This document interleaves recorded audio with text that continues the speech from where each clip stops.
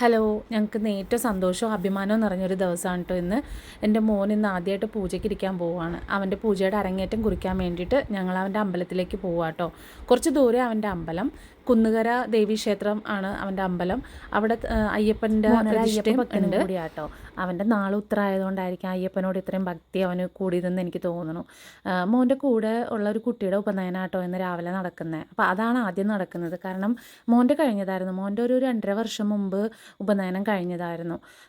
ഇപ്പം ഈ കുട്ടി കൂടിയാണ് പൂജയ്ക്ക് ഇരിക്കുന്നത്. രണ്ടുപേരും കൂടെ ഒരുമിച്ചാണ് പൂജയ്ക്ക് ഇരിക്കുന്നത്. അപ്പോൾ അത് ആദ്യം ഉപനയനം കഴിഞ്ഞിട്ട് വേണം ഒരുമിച്ച് പൂജ ചെയ്യാൻ വേണ്ടിയിട്ട്. ബാക്കി പൂജയ്ക്കുള്ള ഒരുക്കങ്ങളെല്ലാം മോൻ ചെയ്തുകൊണ്ടിരിക്കുക കേട്ടോ. മോനൊരു 3.5 വർഷത്തോളമായി അമ്പലത്തിൽ കീഴ്ശാന്തിയായിട്ട് പോകാൻ തുടങ്ങിയിട്ട്. അപ്പം അവനാണ് കൂടുതലും ഹെൽപ്പായിട്ട് ശാന്തിക്ക് നിൽക്കുന്നത്. ഇവരുടെ താഴെ ഇപ്പോൾ ഒരു 4 കുട്ടികളോളം ഉണ്ട് കേട്ടോ. ഇന്നൊരു കുട്ടി ജോയിൻ ചെയ്യാൻ പുതിയതായിട്ട് വന്നിട്ടുണ്ടായിരുന്നു. പിന്നെ ഇപ്പോൾ ഇവരുടെ പൂജയ്ക്കുള്ള മുഹൂർത്തം അടുത്തുകൊണ്ടിരിക്കുക. അപ്പോൾ അതിന് വേണ്ടിയിട്ടുള്ള ഒരുക്കങ്ങൾ അവൻ ദീപം തെളിയിച്ച് തുടങ്ങുകയാണ്. പിന്നെ 3 പ്രാവശ്യം വിളിച്ച് കൊല്ലുന്നൊരു ഇതുണ്ട് കേട്ടോ. അവർ 3 പ്രാവശ്യം വിളിച്ച് പറയണം ഞാൻ പൂജയ്ക്ക് ഇരിക്കാൻ പോവുകയാണെന്ന്. അപ്പോൾ അത് പറയുവാണ് അവരത്. പൂജയ്ക്ക് ഇരിക്കുന്നതിന് മുമ്പ് ദക്ഷിണ കൊടുക്കുന്ന ചടങ്ങാട്ടോ. അച്ചാച്ചനും അച്ഛനും എനിക്കുമൊക്കെ മോൻ ദക്ഷിണ തന്നു.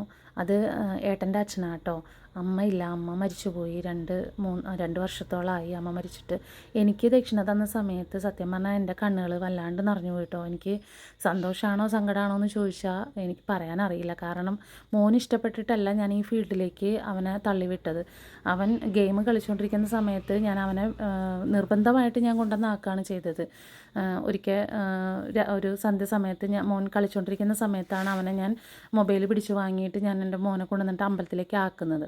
ആ സമയത്ത് അവൻ എൻ്റെ നിർബന്ധപ്രകാരമാണ്, സങ്കടപ്പെട്ടിട്ടാണെങ്കിലും അവൻ പോയതൊക്കെ. അപ്പം എനിക്ക് ഭയങ്കര വിഷമമുണ്ട്. കാരണം ഞങ്ങൾ നോൺ വെജൊക്കെ കഴിക്കുമ്പോൾ മോൻ അതിൽ നിന്നെല്ലാം മാറി. ഇപ്പോൾ അവൻ നോൺ വെജ് കഴിക്കാറില്ല, അവൻ വെജിലേക്ക് മാത്രം ആയിട്ട് തിരിഞ്ഞു. പക്ഷേ ഇപ്പോൾ എനിക്കിതെല്ലാം കാണുമ്പോൾ ഭയങ്കര സന്തോഷമുള്ളൊരു സമയമാണ്. കാരണം ഞാൻ നിർബന്ധിച്ചിട്ടാണ് ഈ ഒരു ഫീൽഡിലേക്ക് അവനെ വിട്ടതെങ്കിലും അവൻ ഈ ഫീൽഡായിട്ട് ഇപ്പം നല്ല രീതിയിൽ പൊരുത്തപ്പെട്ടു. കാരണം ഈ ഒരു സംഭവം തിരഞ്ഞെടുക്കണം, ഇതിലൂടെ എനിക്ക് ജോലി വേണം, അല്ലെങ്കിൽ കൂടുതൽ എനിക്ക് പഠിക്കണം എന്ന് അവൻ തന്നെ പറയുമ്പോൾ ഒരുപാട് സന്തോഷം തോന്നുന്നുണ്ട്. അങ്ങനെയൊക്കെ നമുക്ക് കാണുമ്പോൾ ഒരമ്മ എന്നുള്ള നിലയ്ക്ക് എനിക്ക് ഒരുപാട് സന്തോഷം.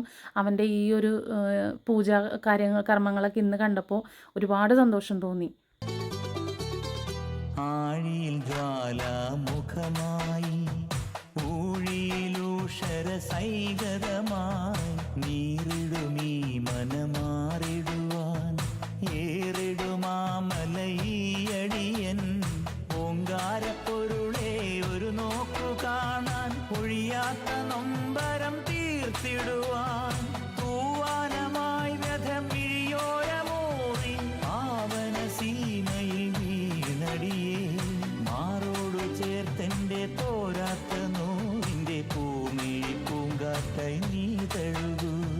മാറോടു ചേർത്തെൻ്റെ തോരാത്ത നോവിൻ്റെ പൂമിഴി പൂങ്കാറ്റായി നീ തഴുകൂ. അയ്യപ്പ എൻ മനസ്സിൽ ആരതിയായി തെളിയൂ.